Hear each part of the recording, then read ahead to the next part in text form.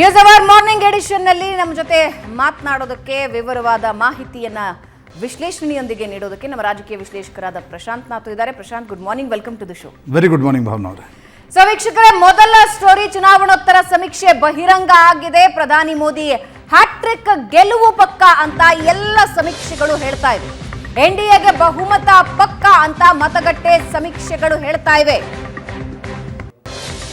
ಚುನಾವಣೋತ್ತರ ಸಮೀಕ್ಷೆ ಬಿಜೆಪಿ ಮತ್ತು ಎನ್ಡಿಎ ಪಾಳೆಯದಲ್ಲಿ ಸಂಭ್ರಮ ತಂದುಕೊಟ್ಟಿದೆ. ಆದ್ರೆ ಐಎನ್ಡಿಎ ಒಕ್ಕೂಟ ನಾವದನ್ನ ತಿರಸ್ಕರಿಸ್ತೀವಿ ಅಂದಿದ್ದಾರೆ. ಮತಗಟ್ಟೆ ಸಮೀಕ್ಷೆಗಳನ್ನ ನಾವು ನಂಬೋದಿಲ್ಲ ಅಂತ ಕಾಂಗ್ರೆಸ್ ಪಡೆ ಹೇಳ್ತಾ ಇದೆ.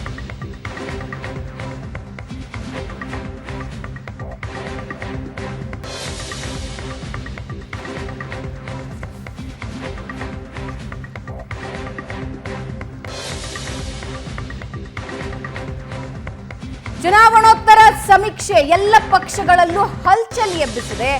ಎನ್ಡಿಎ ಕೂಟಕ್ಕೆ ಖುಷಿ ತಂದು ಕೊಡ್ತಾ ಇದ್ರೆ ಐಎನ್ಡಿಎ ಕೂಟ ಇದರಿಂದ ಸದ್ಯಕ್ಕೆ ಕಂಗಾಲಾಗ್ತಾ ಇದೆ. ಹಾಗಾದ್ರೆ ಎಕ್ಸಿಟ್ ಪೋಲ್ ಏನ್ ಹೇಳುತ್ತೆ, ಯಾವ ಯಾವ ಎಕ್ಸಿಟ್ ಪೋಲ್ಗಳು ಏನೇನು ಹೇಳ್ತಾ ಇವೆ ಅನ್ನೋದನ್ನ ನಮ್ಮ ಸ್ಕ್ರೀನ್ ನಲ್ಲಿ ನೀವು ನೋಡ್ತಾ ಇದ್ದೀರಾ.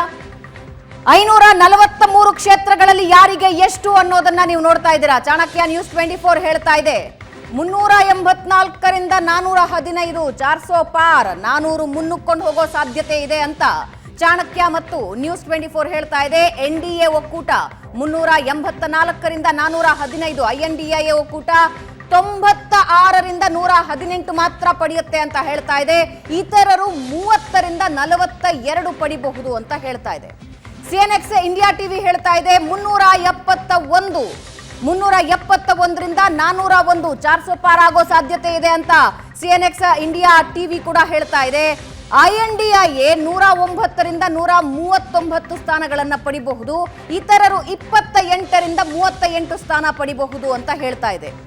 ಆಕ್ಸೆಸ್ ಇಂಡಿಯಾ ಟುಡೇ ಹೇಳ್ತಾ ಇದೆ 361ರಿಂದ 401, ಇದು ಕೂಡ 400 ಪಾರ್ ಆಗೋ ಸಾಧ್ಯತೆ ಇದೆ ಅಂತ ಹೇಳ್ತಾ ಇದೆ ಎನ್ಡಿಎ ಒಕ್ಕೂಟ.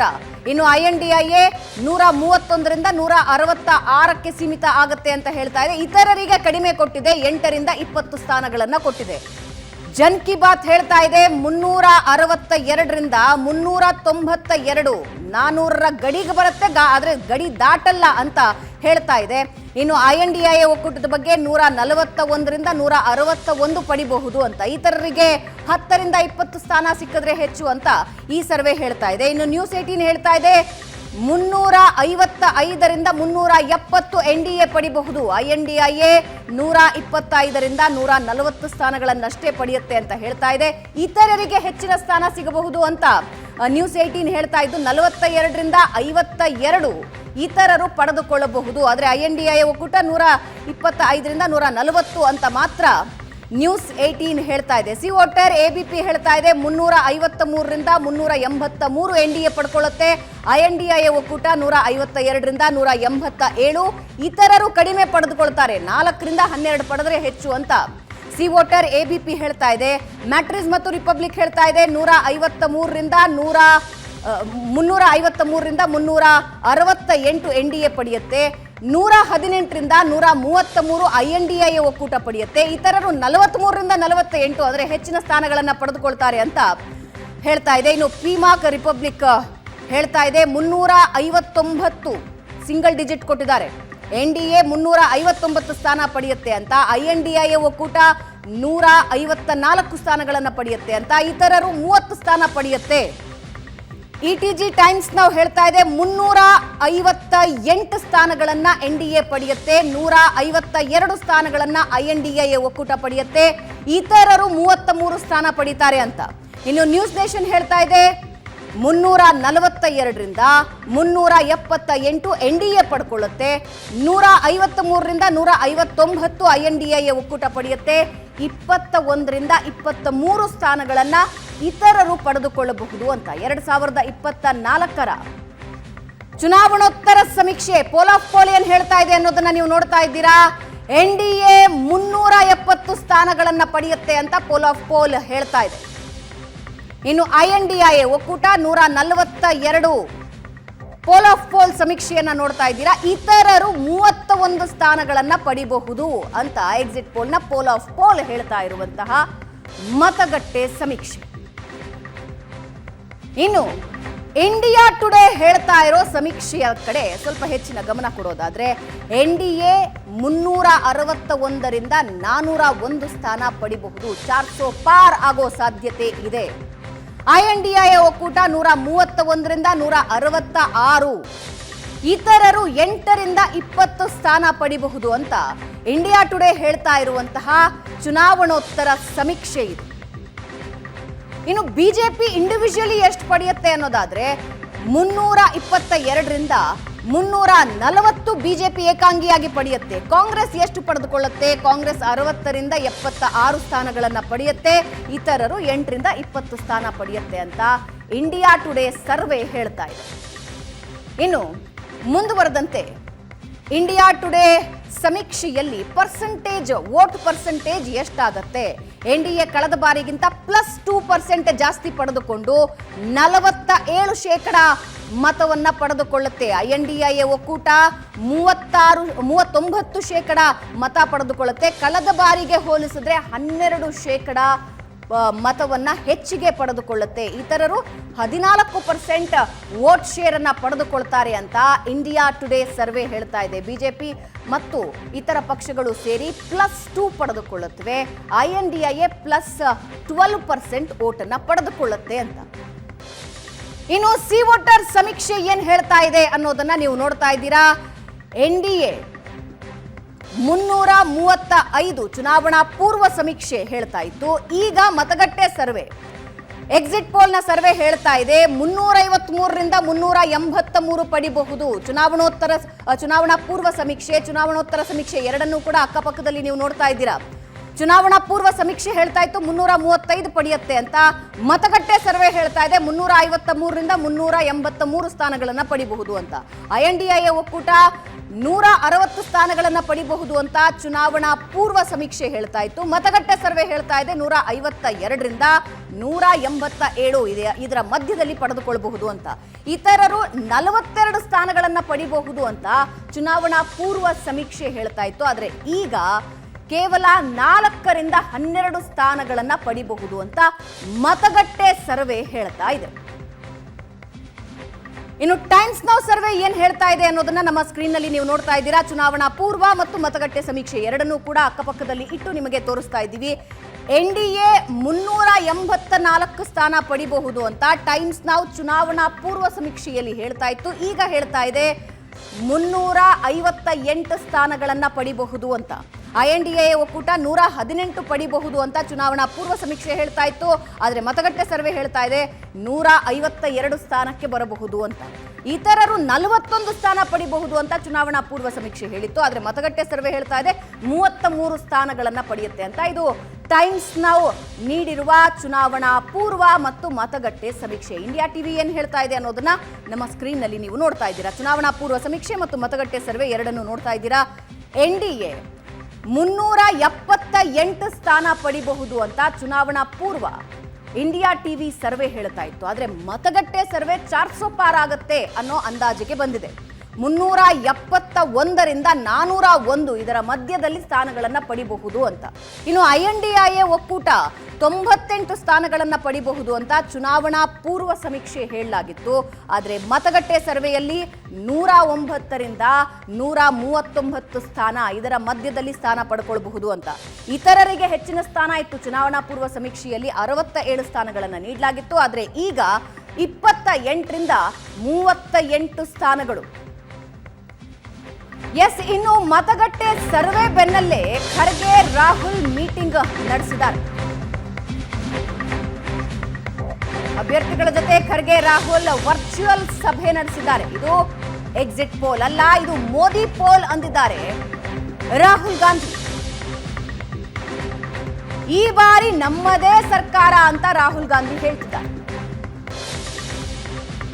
ಇನ್ನು ಕಾಂಗ್ರೆಸ್ ನಾಯಕರು ಯಾರ್ಯಾರು ಏನೇನ್ ಹೇಳಿದ್ದಾರೆ ಅನ್ನೋದನ್ನ ನೋಡ್ಕೊಂಡು ಬನ್ನಿ.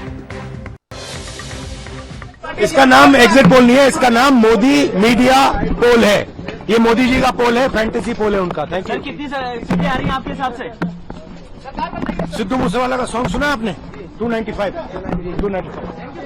इसका नाम एग्जिट पोल नहीं है, इसका नाम मोदी मीडिया पोल है। ये मोदी जी का पोल है, फैंटेसी पोल है उनका। Thank you. कितनी सीटें आ रही हैं आपके हिसाब से? सिद्धू मूसेवाला का सॉन्ग सुना आपने 295 इसका नाम एग्जिट पोल नहीं है, इसका जिस व्यक्ति का एग्जिट 4 जून को तय है, उन्होंने ये सरकारी एग्जिट पोल करवाए हैं। ये बिल्कुल जाली हैं, बिल्कुल नकली हैं, बिल्कुल झूठे हैं। इंडिया जनबंधन के पार्टियों को 295 सीटों से कम नहीं मिलने वाला है। 295 सीटों के ऊपर ही इंडिया जनबंधन के पार्टियों को मिलेगा। ये एग्जिट पोल फर्जी इसलिए हैं क्योंकि हमारे निवर्तमान प्रधानमंत्री और निवर्तमान गृह मंत्री ये सब मनोवैज्ञानिक खेल खेल रहे हैं, दबाव डाल रहे हैं सभी विपक्ष की पार्टियों के ऊपर, चुनाव आयोग के ऊपर, काउंटिंग एजेंट के ऊपर, रिटर्निंग ऑफिसर के ऊपर, और धमकी दिया जा रहा है। एक माहौल पैदा किया जा रहा है कि हम वापस लौट आ रहे हैं। ನೋಡಪ್ಪ, ನಾನು ಮೊದಲೇ ಹೇಳಿದ್ದೀನಿ, ನನಗೆ ಯಾವ ಎಕ್ಸಿಟ್ ಪೋಲ್ ಬಗ್ಗೆನೂ ನಂಬಿಕೆ ಇಲ್ಲ ಅಂತ ಹೇಳಿದ್ದೀನಿ, ಇವತ್ತು ಹೇಳ್ತೀನಿ. ನನಗೀಗ ಯಾರು ಫೋನ್ ಮಾಡಿದ್ರು 2, 3, 4 ತೋರಿಸ್ತಾವ್ರೆ ಕರ್ನಾಟಕದಲ್ಲಿ, ಡಬಲ್ ಡಿಜಿಟ್ ಮೇಲೆ ಹೋಗ್ತದೆ, ಅದು ನೋಡಿದ್ದೀನಿ. ನನಗೆ ಈ ಎಕ್ಸಿಟ್ಟು ಪೋಲ್ ಎಕ್ಸಿಟ್ಟು ನನಗೆ ವಿಶ್ವಾಸ ಇಲ್ಲ. ಯಾವುದಕ್ಕೆ ಏನರ ಅವ್ರ ಅಸೆಸ್ಮೆಂಟ್ ಸರೋಗಲ್ಲ. ಇವರೇನು ಸುಮ್ಮನೆ ಏನೋ ಒಂದು ಸ್ಯಾಂಪಲ್ ಸೇಲ್ ಮಾಡಿದ್ದಾರೆ. I don't believe in it. India is ready to take over the mandate. ಈ ಎಕ್ಸಿಟ್ ಪೋಲ್ಸ್ನ ನಂಬಲಿಕ್ಕೆ ಸಾಧ್ಯ ಇಲ್ಲ. ವಿಶೇಷವಾಗಿ ಕರ್ನಾಟಕದ ಉದಾಹರಣೆ ತೆಗೆದುಕೊಳ್ಳಿ. ಇಲ್ಲಿ ಕನಿಷ್ಠ ಪಕ್ಷ ಅತ್ಯಂತ ಕಡಿಮೆ ಅಂದ್ರೆ ನಾವು 14 ಸೀಟನ್ನು ಗೆಲ್ತೀವಿ. ಯಾಕಂದ್ರೆ ಗ್ರೌಂಡ್ ರಿಯಾಲಿಟಿ ನಮ್ಗೆ ಗೊತ್ತಿದೆ.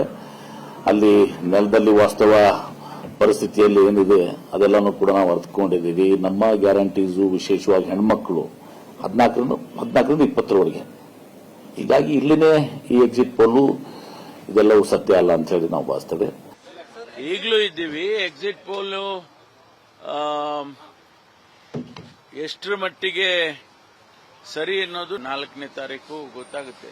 ನನಗೆ ವಿಶ್ವಾಸ ಇದೆ, ನಾವು ಕೇಂದ್ರದಲ್ಲಿ ಹೆಚ್ಚು ಸೀಟ್ಗಳು ನಮಗೆ ಬರುತ್ತೆ ಅನ್ನೋ ವಿಶ್ವಾಸ ಇದೆ. ಕರ್ನಾಟಕದಲ್ಲೂ ಕೂಡ ನಾವು ಈಗಾಗಲೇ 20ರ ಮೇಲೆ ನಾವು ಗೆದ್ದಿತೀವಿ ಅಂತಕ್ಕಂಥ ವಿಶ್ವಾಸ ಇಟ್ಕೊಂಡೇ ಚುನಾವಣೆಗೆ ಹೋಗಿದ್ವಿ.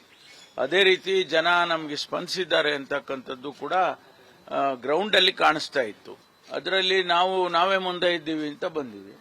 ನಾವು ಕರ್ನಾಟಕದಲ್ಲಿ ಈಗ ಇಂಟರ್ನಲಿ ನಾವು 17-18 ಬರ್ತೀವಿ ಅಂತ ಹೇಳಿ ನಮ್ಮ ವರ್ಕರ್ಸ್ ರಿಪೋರ್ಟಿನಿಂದ ಕೊಟ್ಟಿದ್ದಾರೆ.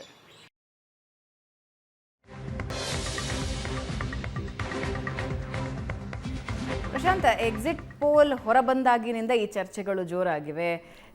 NDA ಒಕ್ಕೂಟದ ಎಲ್ಲ ಸದಸ್ಯರು ಒಂದು ಹುರುಪಿನಲ್ಲಿದ್ದರೆ INDA ಒಕ್ಕೂಟದವರೆಲ್ಲ ಒಂದು ಸ್ವಲ್ಪ ಡಿಸ್ಟರ್ಬ್ಡ್ ಇದ್ದಾರೆ. ಆ್ಯಂಡ್ ಆಫ್ಕೋರ್ಸ್ ಅವ್ರು ಹೇಳ್ತಿರೋದು ನಾವು ಇದನ್ನು ತಿರಸ್ಕರಿಸ್ತೀವಿ ಅಂತ. ನೋಡಿ, ಎಕ್ಸಿಟ್ ಪೋಲ್ಸ್ಗಳು ಕೂಡ ಒಂದು ಸೈಂಟಿಫಿಕ್ ಊಹೆಗಳು. ಅಂದರೆ ಸ್ಯಾಂಪಲ್ ಸೈಜ್ ತೆಗೆದುಕೊಂಡು ಎಷ್ಟು ಬರ್ಬೋದು ಅಂತಕ್ಕಂಥದ್ದು. ಆದರೆ ಒಂದು ಎಕ್ಸಿಟ್ ಪೋಲ್ ರಿಸಲ್ಟ್ ಹೀಗೆ ಬಂದರೆ ಇನ್ನೊಂದು ಎಕ್ಸಿಟ್ ಪೋಲ್ ರಿಸಲ್ಟ್ ಮತ್ತೊಂದು ರೀತಿ ಬಂದಾಗ ನೀವು ಅದರಲ್ಲೇನೋ ವ್ಯತ್ಯಾಸ ಇದೆ ಅಂತಕ್ಕಂಥದ್ದನ್ನು ಗಮನಿಸ್ಬೋದು. 2004ರ ರಿಸಲ್ಟನ್ನು ಇಟ್ಕೊಂಡು ಇವತ್ತು ನಾವೀಗ 2024ರಲ್ಲಿ ಹಾಗೆ ಆದರೆ ಅಂತಕ್ಕಂಥದ್ದನ್ನು ಹೇಳ್ತೀವಿ. ಆದರೆ ಒಂದು ಅಂಶ, 2004ರಲ್ಲಿ ಕಾಂಗ್ರೆಸ್ 112ರಲ್ಲಿತ್ತು, BJP 182ರಲ್ಲಿತ್ತು. ಕಾಂಗ್ರೆಸ್ 40 ಸೀಟ್ ಜಾಸ್ತಿ ಪಡಿತು, BJP 40 ಸೀಟ್ ಕಡಿಮೆ ಪಡಿತು. Vote difference between Congress and BJP was near 4% ಆಗ. ಹಾಗಾಗಿ ನಿಮ್ಗೆ ಏನೇ ಆಗಬಹುದು ಅಂತಕ್ಕಂಥದ್ದು ಸಾಧ್ಯ ಇತ್ತು. 24ರಲ್ಲಿ ಎಕ್ಸಿಟ್ ಪೋಲ್ಸ್ಗಳು ಏನು ಹೇಳ್ತಾ ಇವೆ, ಕಾಂಗ್ರೆಸ್ಗೂ ಮತ್ತು BJPಗಿರತಕ್ಕಂಥ ವೋಟ್ನ ವ್ಯತ್ಯಾಸ 19%, BJP 40%ರಲ್ಲಿ ಇರಲಿದೆ ಅಂತಕ್ಕಂಥದ್ದನ್ನು ಹೇಳ್ತಾ ಇದ್ದರೆ 21%ರಲ್ಲಿ ಕಾಂಗ್ರೆಸ್ ಇರಲಿದೆ ಅಂದರೆ ಅಂದರೆ ಆಲ್ಮೋಸ್ಟ್ ನೀವು ಈ ಫಲಿತಾಂಶ ತಿರುಮುರು ಆಗಬೇಕಾದ್ರೆ Congress has to take 8 to 9% ಹೆಚ್ಚು ಮತಗಳು. ಅಂದರೆ ನಿಮಗೆ INDA ಒಕ್ಕೂಟ 39ರವರೆಗೆ ಬರಲಿದೆ. ಬಟ್ ರಾಜ್ಯವಾರು ತೆಗೆದುಕೊಳ್ಳಿ, ನೀವೇನು ಡೈರೆಕ್ಟ್ ಫೈಟ್ ರಾಜ್ಯದಲ್ಲಿ ಬೇರೆ ಬೇರೆ ಬೇರೆ ರೀತಿ ಇರುತ್ತೆ. ಹಾಗಾಗಿ ಎಷ್ಟು ತಿರುವು ಮುರುವು ಆಗಬಹುದು ಅಂತಕ್ಕಂಥದ್ದಕ್ಕೆ ಒಂದು ಸೀಮಿತತೆ ಇದೆ. ಯಾಕಂದರೆ ಬಿ ಜೆ ಪಿ ಈಗ ನೋಡಿ, ಪಶ್ಚಿಮ ಬಂಗಾಲ್ ಕಾಂಗ್ರೆಸ್ ಇಲ್ಲ, ಬಿ ಜೆ ಪಿ ಇದೆ. ಒಡಿಸ್ಸಾ ಬಿ ಜೆ ಪಿ ಮತ್ತು ಬಿ ಜೆ ಡಿ ನಡುವೆ ಫೈಟ್ ಇದೆ. ಉತ್ತರ ಪ್ರದೇಶದಲ್ಲಿ ಕಾಂಗ್ರೆಸ್ ಇಲ್ಲ. ಮಧ್ಯಪ್ರದೇಶದಲ್ಲಿ ಕಾಂಗ್ರೆಸ್ ಸೀಟ್ಗಳನ್ನು 1 ಸೀಟ್ ಪಡೆದ್ರೆ ಹೆಚ್ಚು, ಚಿಂದ್ವಾರ ಅಂತಕ್ಕಂಥದ್ದಿದೆ. ಛತ್ತೀಸ್ಗಢ 1ರಿಂದ 2 ಅಂತಕ್ಕಂಥದ್ದನ್ನು ಸರ್ವೆಗಳು ಹೇಳ್ತಾ ಇವೆ. ಆಮೇಲೆ ಗುಜರಾತ್ನಲ್ಲಿ 1 ಸೀಟ್ ಬರಬಹುದು ಆಮ್ ಆದ್ಮಿ ಪಾರ್ಟಿ ಮತ್ತು ಕಾಂಗ್ರೆಸ್ಗೆ, ಇಲ್ಲ ಅದಲ್ಲಿ ಬಿ ಜೆ ಪಿ ಸ್ವೀಪ್ ಮಾಡುತ್ತೆ ಅಂತಕ್ಕಂಥದ್ದನ್ನು ಹೇಳಲಾಗ್ತಾ ಇದೆ. ಕಾಂಗ್ರೆಸ್ ಮತ್ತು ಇಂಡಿಯಾ ಮೈತ್ರಿಕೂಟ ಸೀಟ್ ಗೇನ್ ಮಾಡ್ತಾ ಇರೋದಲ್ಲಿ ಮಹಾರಾಷ್ಟ್ರ, ಬಿಹಾರ್, ರಾಜಸ್ಥಾನ್, ಹರಿಯಾಣ. ದಿಲ್ಲಿಯಲ್ಲೂ ಕೂಡ 1 ಸೀಟ್ ಇಂಡಿಯಾ ಒಕ್ಕೂಟ ತೆಗೆದುಕೊಂಡ್ರೆ ಹೆಚ್ಚು ಅಂತಕ್ಕಂಥದ್ದು.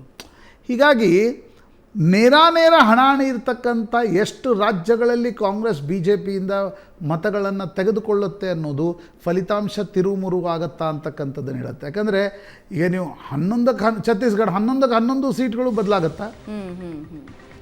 ಅದಕ್ಕೆ ಅಂದರೆ Prashant Kishor was bang on.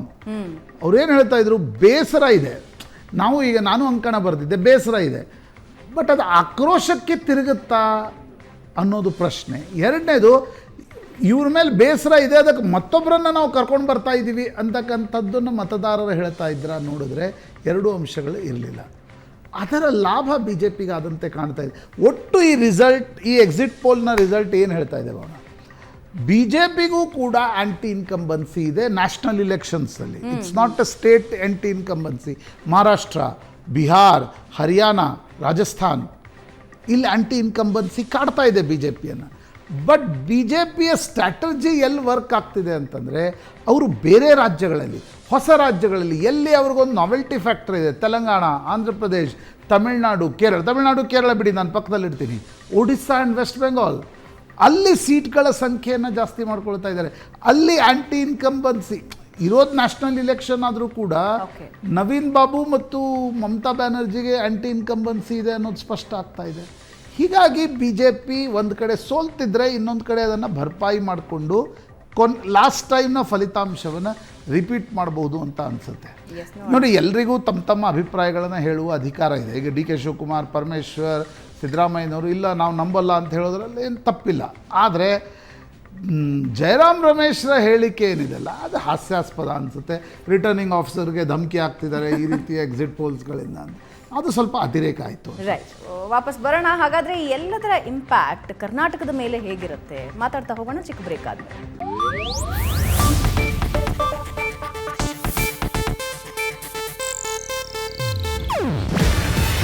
ಇದು ಏಷ್ಯಾನೆಟ್ ನ್ಯೂಸ್ ನೆಟ್ವರ್ಕ್ ಪ್ರಸ್ತುತಿ. ನೀವು ನೋಡ್ತಿದ್ದೀರಾ ಏಷ್ಯಾನೆಟ್ ಸುವರ್ಣ ನ್ಯೂಸ್.